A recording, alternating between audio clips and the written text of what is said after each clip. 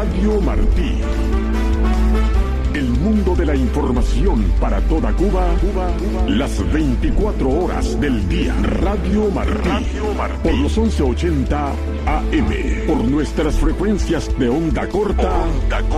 Y a través de martinoticias.com. Radio Martí. Siempre contigo.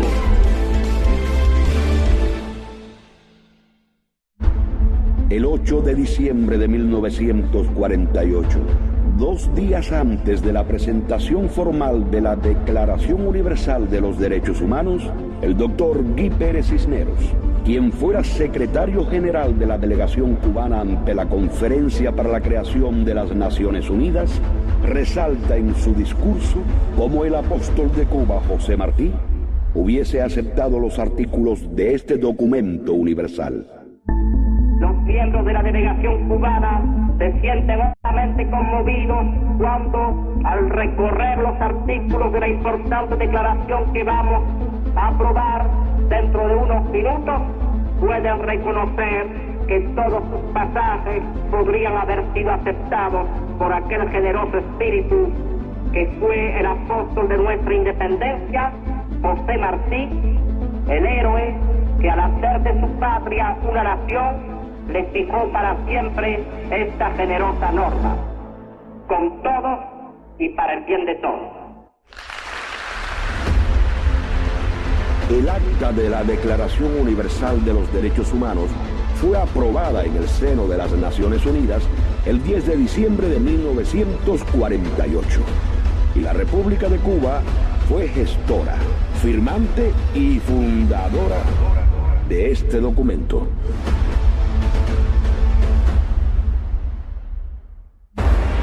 Estás escuchando Cuba al Día.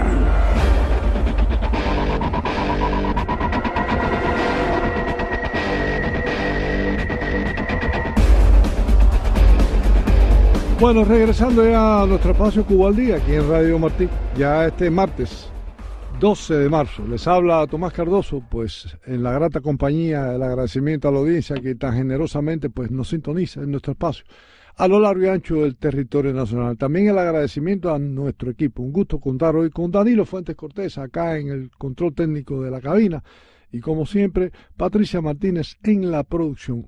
Hoy vamos a iniciar una serie especial con algunos miembros de la sociedad civil independiente, pues en medio del escenario sociopolítico, económico que enfrenta la nación cubana, con un incremento sustancial los niveles de miseria, el decrecimiento de los servicios públicos que establece el gobierno. ¿Dónde está el papel de la sociedad civil? ¿Por qué y qué es lo que está ocurriendo? Con el tema, bueno, pues hoy vamos a iniciar este segmento especial con algunos miembros prominentes de la sociedad civil. Nuestro primer invitado hoy, y vamos a seguir tocando el tema durante esta semana, se trata de Moisés Leonardo Rodríguez, activista de larga data, promotor de la corriente bartiana, pues que reside ahí en Cabañas Mariel, en la provincia de Artemisa. Moisés Leonardo, gracias y buenas tardes. Buenas tardes a los que hacen y a los que escuchan el programa. Bueno, iniciamos que nos proponemos tocar este tema porque esto es una labor didáctica. No nos proponemos con este tipo de segmento que queremos tocar en este instante, pues atacar a nadie de la sociedad civil. No somos quienes, somos periodistas para cuestionar la labor, pero sí la pregunta es válida, Moisés Leonardo. En un momento como en ninguno de su historia, donde los niveles de miseria se acrecentan diariamente en el territorio nacional, donde servicios básicos como la educación, el acceso a las dietas, el acceso a la leche para menores de 0 a 7 años, para personas encamadas, está en cero, donde no hay pan, no hay electricidad, no hay petróleo, no hay combustible, prolongados apagones. Los cubanos están al borde de salir a protestar nuevamente. ¿Dónde está? ¿Qué está ocurriendo con la sociedad civil independiente? ¿Es suficiente lo que está haciendo la disidencia cubana, los grupos de oposición? ¿O tú crees que hay algo más que se puede hacer? Y en este sentido, ¿por qué? ¿Cuál es la realidad actual de la sociedad civil independiente cubana? Bueno, primero que todo, lo que voy a decir es una opinión muy personal y está basada fundamentalmente en lo que he conocido de otros países donde dictaduras han sido derrocadas por acciones desde la sociedad civil. En primer lugar, quiero dejar bien claro que hay dos formas de derrocar una dictadura: la lucha armada, la lucha violenta y la lucha no violenta. En el caso de la sociedad civil cubana, desde años atrás, décadas atrás, se abandonó la lucha armada y se ha optado por la lucha no violenta. ¿Qué pasa? Que estos señores mienten una vez más al decir que hay un manual del gobierno de los Estados Unidos para propiciar golpes blandos. No, no se trata de eso. Lo que en realidad existe desde hace mucho tiempo es un profesional, Jim Sharp, que tiene una serie de obras, hizo estudios durante años sobre los movimientos sociales, sobre los movimientos que aplicaron lo que él llama la lucha estratégica no violenta. Después esto seguido se mantiene por el instituto que lleva el nombre de Albert Einstein, y hacen clases, dan conocimientos a activistas de todo el mundo, activistas pro derechos humanos y democracia. En el caso de Cuba hay un factor primero externo. Son 65 años que lleva a la dictadura totalitaria castrista haciendo acciones represivas de todo tipo, desde fusilamientos, largas condenas sin juicios debidos, deportaciones, difamación, intimidación, control, marginación social, y todo esto no ha traído en ningún caso consecuencias más que condenas de organismos internacionales y de estados y grupos de estados como la Unión Europea. No ha habido realmente sanciones que hagan que la garra de la dictadura se mida o se frene. Eso es uno de los elementos que hace que los activistas, los defensores de democracia y derechos humanos en Cuba se sientan desamparados, nos sentimos desamparados. Hoy día estamos viendo que está marchando el examen periódico universal de Naciones Unidas y una vez más solamente se le hacen, bueno, lo que está establecido, recomendaciones. Y estas recomendaciones incluso tienen hasta la ventaja a los dictadores de desestimar algunas de ellas. Claro, desestiman las que no pueden bajo ningún concepto porque amenazan su permanencia en el poder.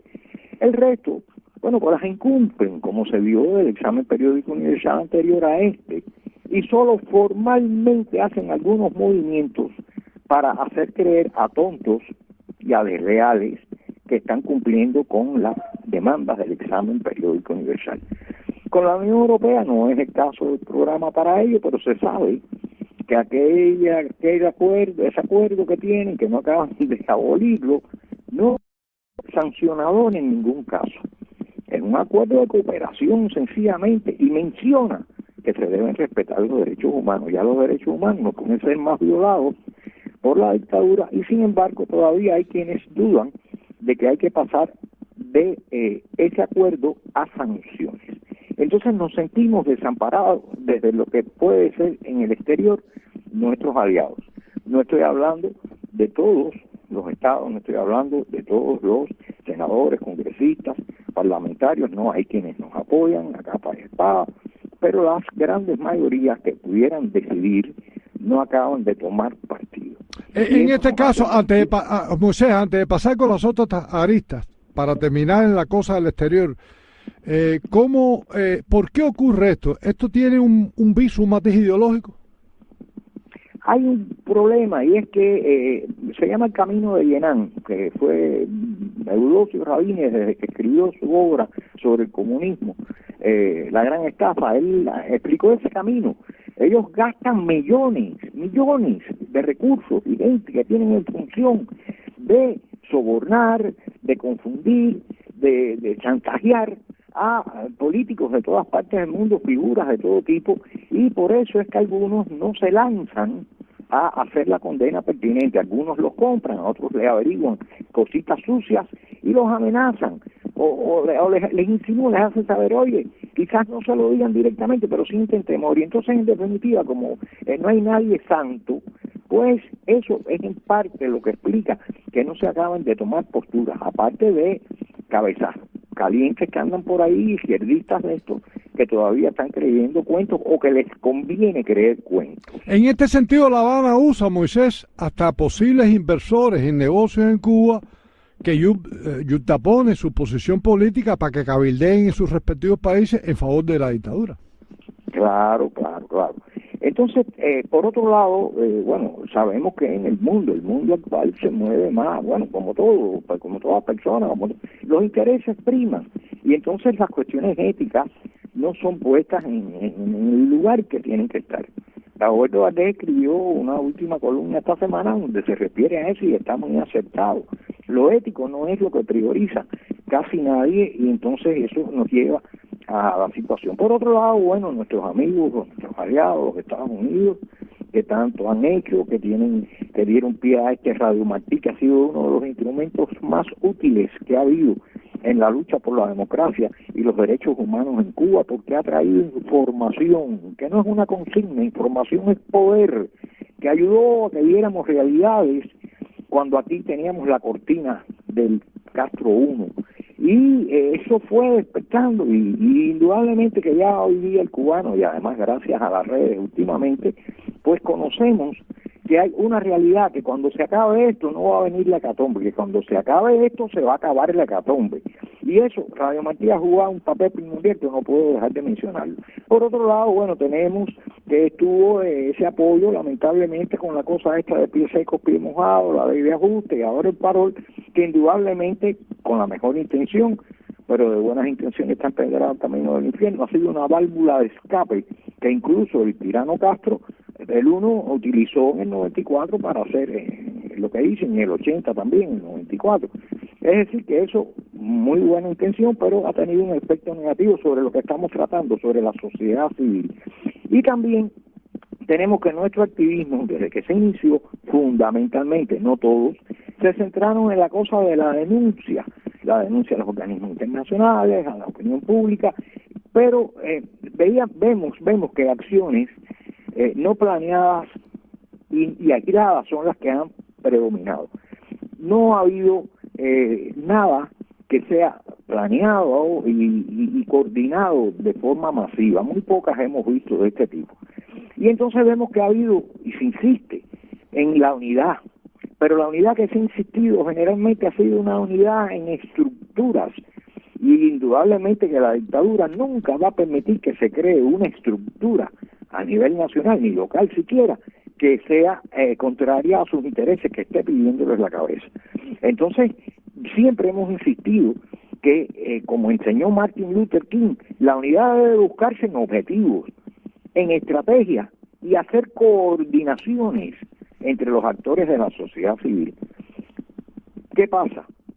Que para esto es que precisamente es importante conocer sobre lucha estratégica no violenta, conocer cómo otros países han organizado eso de lo que conocemos, que vemos solo el final, que son la gente en la calle, las protestas masivas durante días que derrumban dictaduras. Eso que vemos es el final del cuento. La historia no empieza ahí.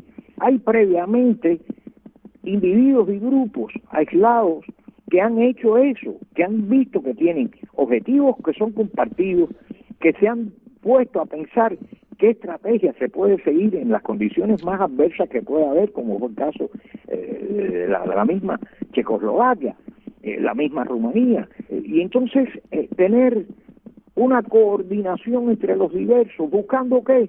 Bueno, buscando precisamente que personas como las que el 11 de julio se lanzaron a las calles, cuando se lancen no vayan por un embullo, no vayan porque están hasta que no aguantan más. Esa explosión espontánea, emotiva, no es la que va a solucionar el problema. Esa explosión emotiva que en algún momento debe ocurrir, debe antecederse de personas que, y no estoy diciendo lo que se debe hacer, estoy comparando lo que se hizo en otros países y no se está haciendo en Cuba, no voy a hacer que me acusen ahora de instigación a la rebelión, sino que hay cosas que tienen que ser preparadas antes. Toda acción lleva una preparación estratégica, captar y entrenar activistas, definir el objetivo, definir la estrategia de lo que se va a hacer, no es salir a la calle a gritar, incluso no gritar malas palabras, no atacar a nadie, no romper cosas, no.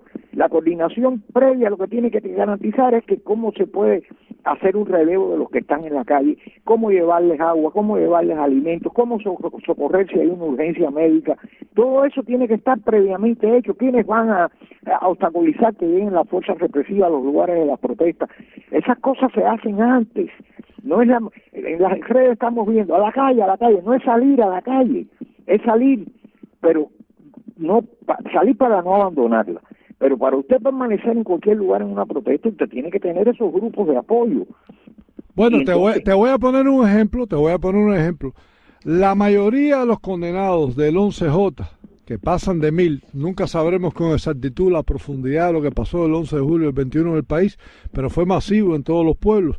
La mayoría de las personas sentenciadas entre 3 y 14, 15 y 18 años no pertenecían a la disidencia, Moisés, y sin embargo, cuando tú ves las razones por que salieron pidiendo comida, electricidad, libertad y respeto a los derechos humanos, ¿no crees tú que ahí tenía un potencial tremendo la sociedad civil cubana y no pudo capitalizar?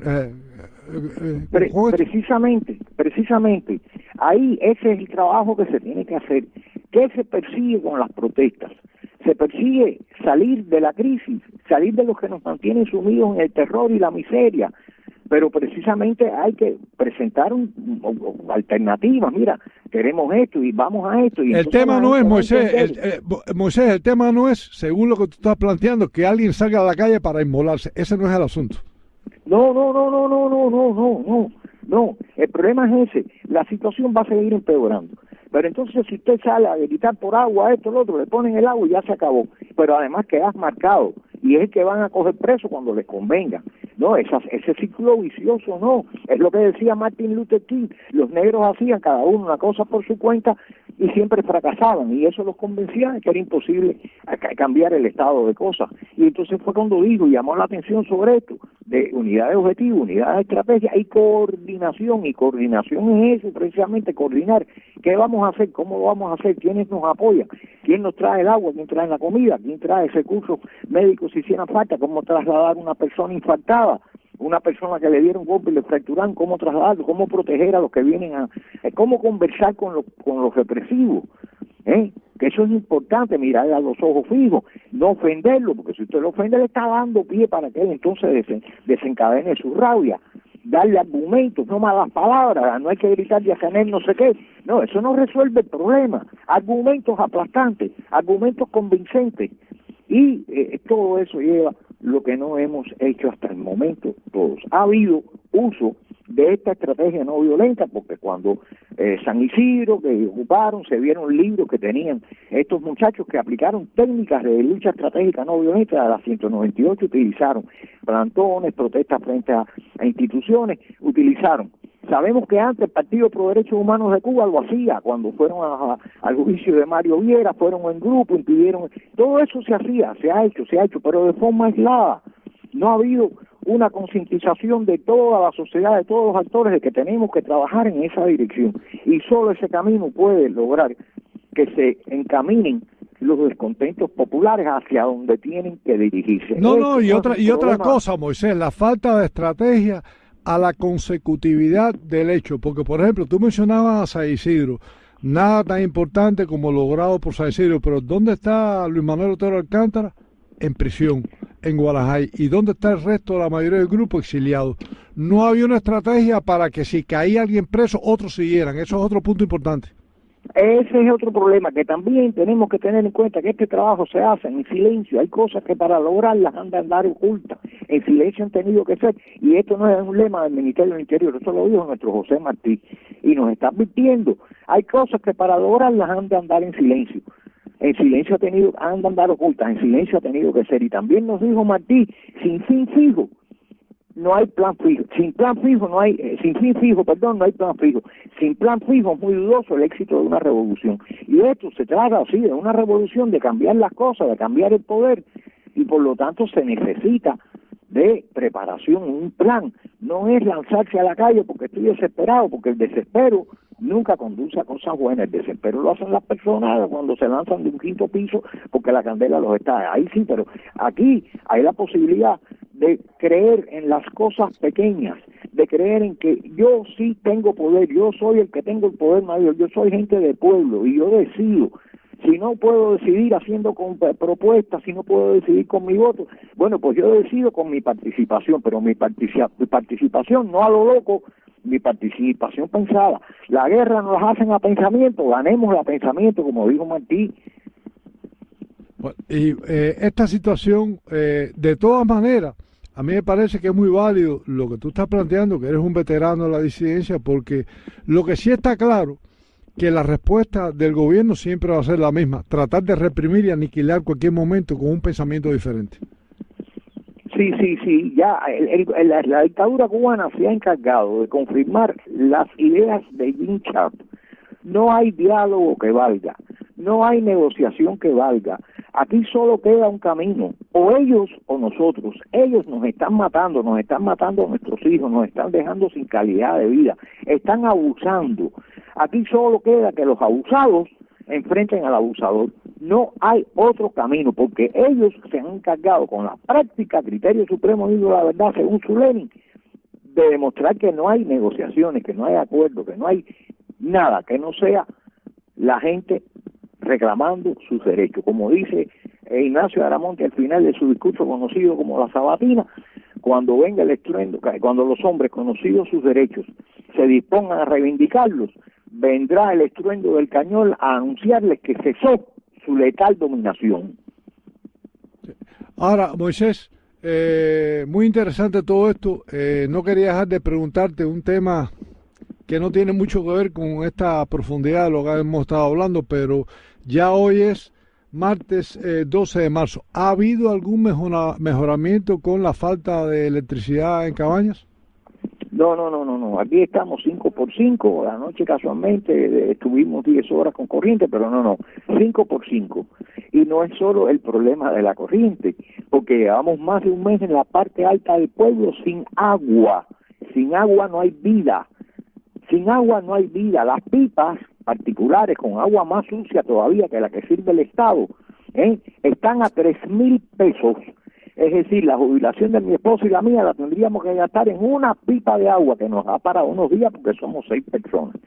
Entonces, no se trata solo de lo que se sufre durante el apagón, sino las consecuencias de lo que trae el apagón, como la falta de agua, líquido esencial, vital, sin ella no hay vida, y otras cosas como afectaciones en elaboración de algunos alimentos que uno por bolsa negra, porque no hay más nada, puede adquirir. Es decir, que estamos condenados a muerte. ¿Sigue en ausencia el pan normado en San Antonio? ¿El pan normado sigue en ausencia? No, ausente. Ese se fugó, ese le llegó el parol. Se perdió el pan normado. El pan malo, chiquitico, normado, se perdió. Ya la gente tenía el bonche aquí que era pan de bocadito lo que estaban dando. Yo creo que es importante. La leche de mi dieta, y la dieta se perdió. No, aquí ya, esto es condena a muerte. Nos están llevando a una muerte segura. Entonces quiere decir que estamos entrando en el segundo trimestre del año. El verano puede ser un periodo bastante complicado si esta situación no se revierte. Seguro, yo escribí algo, está en Facebook, predicción no temor se llama mi muro de Facebook, y yo lo decía, yo tengo temor de que ahora, entrando el mes de mayo, el mar empieza a calmarse. Ya el otro día me enteré que autorizaron nuevas embarcaciones a los pescadores. 15 días autorizaron aquí en Cabañas, se hicieron 8 nuevas embarcaciones legalizadas, algo que estaba prohibido, y están permitiendo. Yo no sé si es una estrategia, dicen que dentro de unos días piensan hacerlo de nuevo, quizás no sea verdad, quizás es una boda, pero ya hay gente construyendo sin miedo embarcaciones. Mi temor es que cuando ya la opción cero avancemos hacia ahí un poco más, la gente empieza a tirarse por el mar rumbo a Estados Unidos. Estados Unidos advirtió que un nuevo éxodo masivo por mar se consideraría un acto de guerra, y puede que la gente empiece además a combinar eso con protestas al interior, y yo no sé qué cantidad de efectivos ellos tienen y cuántos colaboradores le quedan, porque ya yo tengo experiencia de chivatos que han venido a estar cascabeleando y disculpándose y que ya no están dispuestos a seguir. Entonces no sé con qué fuerzas represivas cuentan para eso, porque por otro lado está la delincuencia, y que aguas revueltas ganancias de pescadores. Los delincuentes ya están robando bodegas, están robando aquí casa, ya no es solo a particular, al Estado. El pollo ese que se perdió el otro día. Bueno, ya la delincuencia, las fuerzas represivas tienen que contenerla, la gente queriendo salir, la gente protestando, me parece que no le van a alcanzar, y hay que ver de los represores cuáles van a actuar. Gracias, Moisés. Gracias, Moisés Leonardo Rodríguez, promotor de la corriente martiana desde Cabañas Mariel para nuestro espacio Cuba al Día. Cerrando así nuestro programa correspondiente a este martes 12 de marzo acá en Radio Martí. Como siempre, el agradecimiento primero a la audiencia que tan generosamente nos sintoniza diariamente a lo largo y ancho del territorio nacional. Extensivo el mismo a nuestro equipo, Danilo Fuentes Cortés en el control técnico de nuestro espacio aquí en la cabina y Patricia Martínez al frente de la producción. Un gusto, un placer. Tuvo Tomás Cardoso haber compartido con todos ustedes, deseándoles lo mejor en tiempos tan difíciles y el reencuentro, Dios mediante, mañana miércoles, mitad de semana a partir de las 2 de la tarde. Las buenas tardes y lo esperamos mañana.